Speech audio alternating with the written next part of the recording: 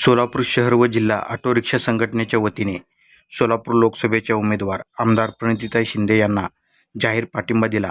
यावेळी सर्व चालकांच्या वतीने मतांची ओवाळणी देऊन प्रणिती शिंदे यांना लोकसभेत पाठवण्याचा निर्धारही करण्यात आला। मागील 2 वर्ष भाजपच्या खासदारांनी कोणत्याही विकासाची कामे केलेली नाही। भाजपकडून केवळ फसवी आश्वासने देण्यात आली। सोलापूरची लेक म्हणून प्रणिती शिंदे यांना बहुमताने विजयी करण्याचा निर्धारही रिक्षा चालक संघटनेच्या वतीने करण्यात आला। यावेळी ऑटो रिक्षा संघटनेचे शहराध्यक्ष विकास काळे, संघटनेचे प्रमुख सल्लागार दिलीप खंदारे, सेक्रेटरी सुनील शरणप्पा माने, खजिनदार नागेश माने, शिवाजी साळुंखे, संस्थापक अध्यक्ष आतिश शिंदे, जिल्हा उपाध्यक्ष महेश बनसोडे, सूरज जाधव यांच्यासह आदी पदाधिकारी उपस्थित होते।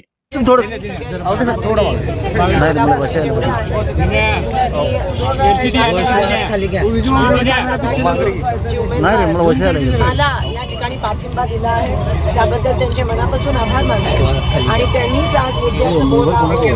हा प्रश्न सामान्यांचा सोलापूरच्या विकासाचा हा कॅम्पेन आमचा आम्ही लॉन्च करत आहोत, पण रिक्षावाल्यांनी मला आज पाठिंबा दिला, त्यांचे मनापासून आभार मानते। आणि खरंच मला असं वाटतं रिक्षावाल्यांचा आवाज हा सर्वसामान्यांचा आवाज आहे। आज इंधन दरवाढ असू दे, CNG मध्ये दरवाढ असू दे, दुष्काळात 13वा महिनाच सगळ्यांसाठी या ठिकाणी निर्माण झाला आहे। कारण का एकीकडे महागाई आणि दुसरीकडे रेशन दुकानात माल मिळत नाही, रॉकेट मिळत नाही, कसं जगावं। आत्ताच मी या ठिकाणी मोहोळवरून येते, तिथे पण शेतकरी त्रस्त झाल्यात। एका तर शेतकरी सांगितलं की चपलेवर पण या ठिकाणी GST आहे। समोरून पैसे देण्याचं नाटक करतात पण मागून GST एवढा आवाढव्य लावतात। सामान्य गोरगरीब शेतकरी महिला कसे जगतील या देशात आणि या सोलापुरात। आणि म्हणून आता सत्ता बदल मला असं वाटतं झाली पाहिजे लोकांसाठी। ही लढाई आमच्या सगळ्यांची लढाई आहे आणि ही लढाई लोकशाही वाचवण्यासाठी आहे। रिक्षा कामगार असतील, रिक्षावाले असतील, कामगार असतील, शेतकरी असतील, सगळ्यांना न्याय मिळवून देण्याची ही लढाई आहे।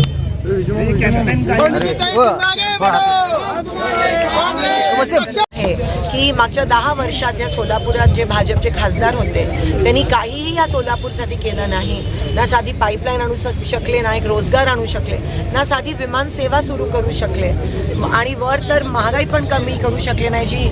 जे वचन आपल्याला दिलेलं की महागाई कमी करू किंवा 2 कोटी रोजगार उपलब्ध करून देऊ ते काहीही या ठिकाणी भाजप सरकारकडून झालं नाही आहे। आणि म्हणून आज जेव्हा त्यांची उमेदवार येतात तेव्हा मागच्या 10 वर्षात काय काम केलं आहे ते दाखवू शकत नाही आहेत। आणि म्हणून जो प्रचार असतो त्याचं विषयांतर करून दुसरीकडे घेऊन जाण्याचा त्यांचं षडयंत्र आहे।